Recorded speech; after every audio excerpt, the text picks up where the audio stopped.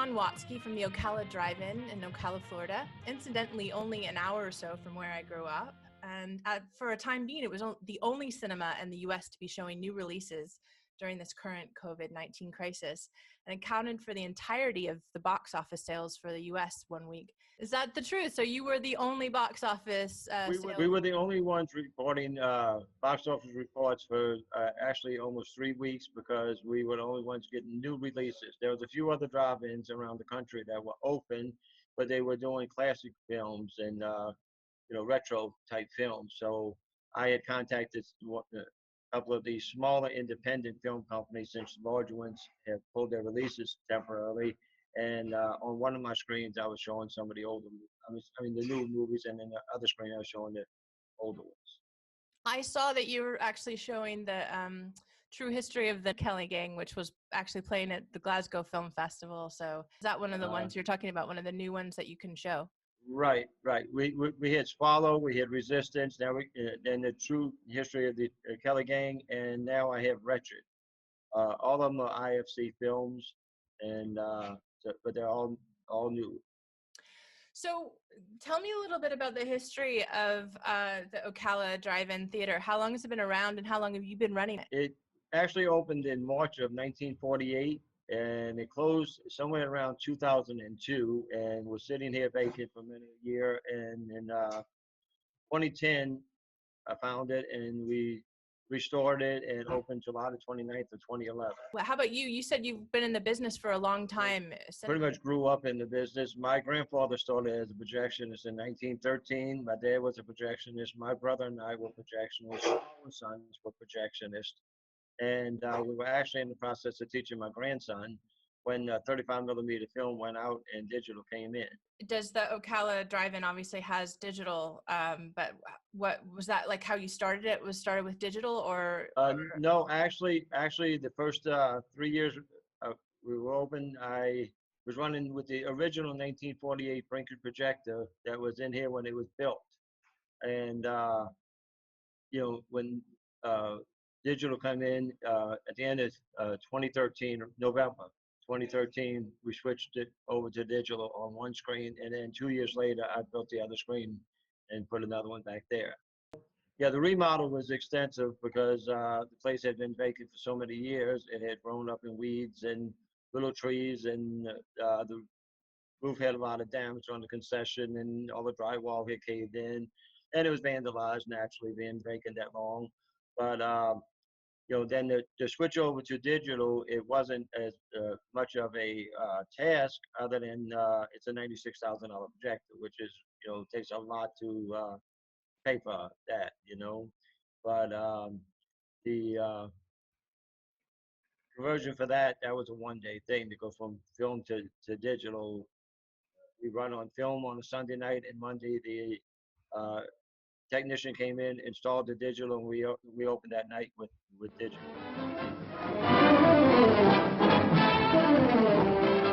Around this time last year, I tried to run an outdoor cinema here in Scotland, and if you know anything about Scotland, the weather is a bit funny. It rains a lot. So how does weather affect? I mean, I know Florida has great weather, but in terms of when you can start a film or end a film, or does it affect your screenings? It doesn't affect the quality of the picture on the screen, actually, at all. It does affect the customers coming, because naturally they have to run the windshield wipers on the vehicle. That affects the business tremendously. They'll come out in the heat. They'll come out in the Florida cold, if you can call it that. But they don't come out much when it's raining. Tell me a little bit about your audience. I read something even before this crisis that you've really been growing a large audience of people who travel for that drive-in experience. And now, how has that maybe audience changed a bit? Well, actually, the audience pretty much stayed the same, other than we're drawing people from a longer distance. My average customer base is couples from their early 20s to late 30s that have 2 or 3 children that either cannot afford to take them into a walk-in theater because of the expensive price, or wouldn't dare try to take the little toddlers into a walk-in theater. And we've always had people that drove from Daytona, St. Augustine, as far up as Tallahassee on a pretty regular basis, but now they're coming from all over. I mean, we actually had some last weekend. Several people were here from Atlanta, Georgia. That's a 7-hour ride. They took a road trip. That's how that's how bad people want to get out of the house right now. Yeah, I mean, exactly. I know the feeling. So how has your audiences in terms of numbers, have you, like, did you do it like just on the weekend, or was it 7 days a week anyway? Oh no, How's it grown? we have always operated 7 days a week. We close for nothing. I mean, we're open 365 days a year. The old cliche, the show goes on, is not a cliche, it's a way of life. So it goes on.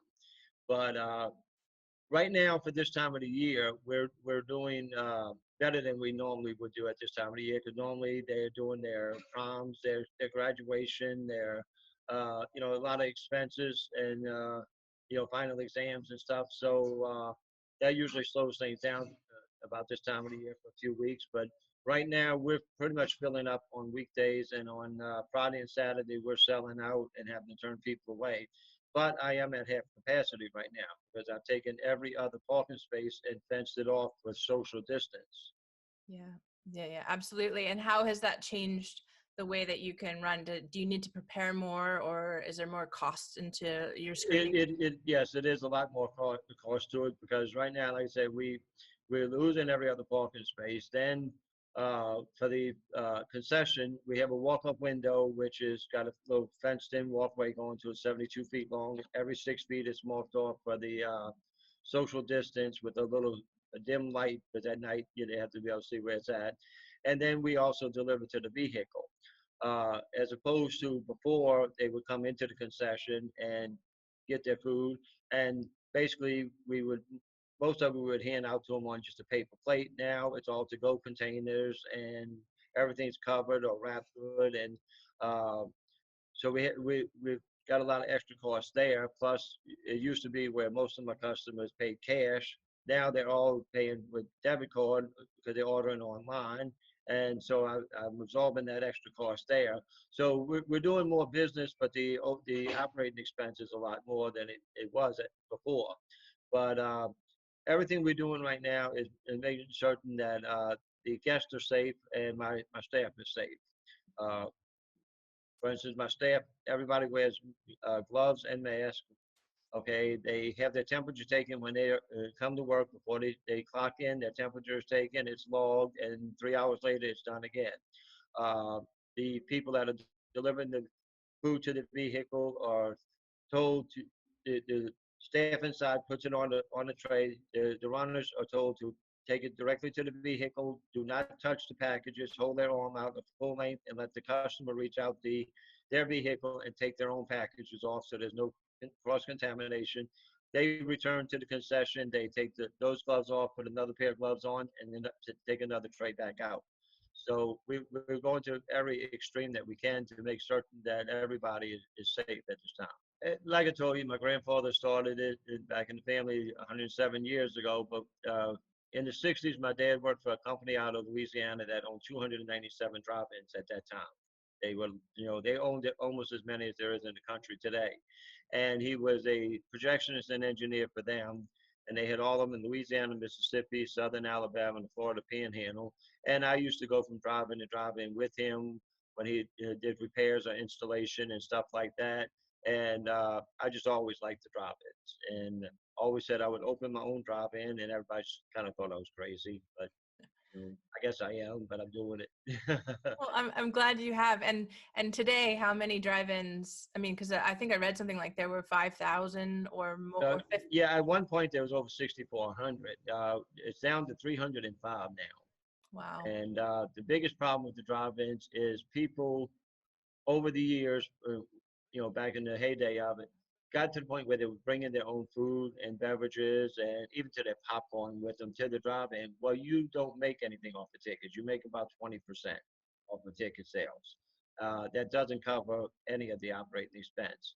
So by people bringing their own food, that put the drive-ins into a financial bind, and they started going to the lower budget movies to try to get a little bit more percentage, which naturally just cut their attendance down, and they finally worked their way out.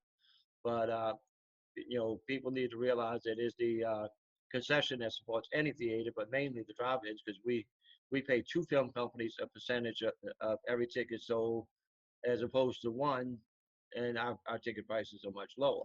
So, that was a big hurdle that I've had here, trying to, I call it educating the customer. Some people say I pound it in their head a little bit too much, but you always got new customers that have to understand why we need that concession sale.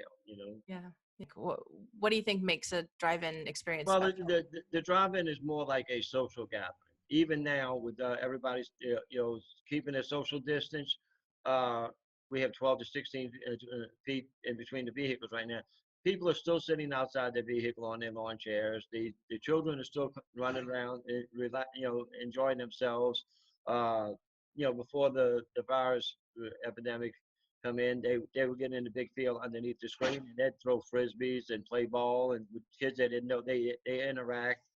You talk to people, you know, my generation, about an older movie, say in the '60s. If they seen it at a walk-in theater, they will tell you, "Oh yeah, I seen that. It was a good movie," and that's pretty much the end of the conversation. If they seen it at a drive-in, it's a memory. They will tell you what drive-in they seen it at, who was with them, what type of vehicle they were driving. It's a memory.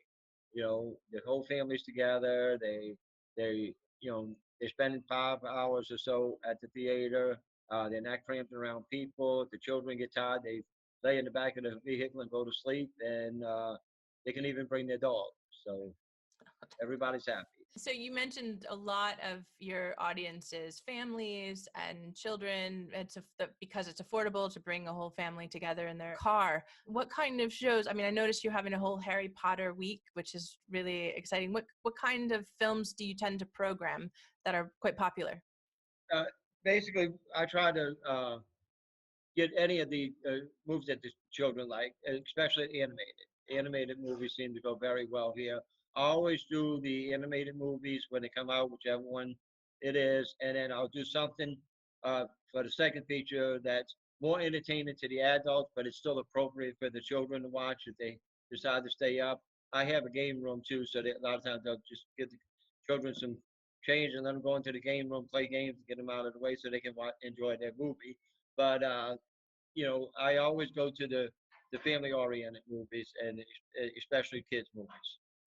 And has your experience with distribution companies, like you said, I guess there's less available right now, but has that changed now during this process, Oh, yeah, it definitely changed because all of your major film companies, Universal, Disney, Sony, all of them pulled their releases that they had scheduled for April, May, June. They've already pulled them and are either going to reschedule later down the line. Some of them they've already released on pay-per-view or DVD.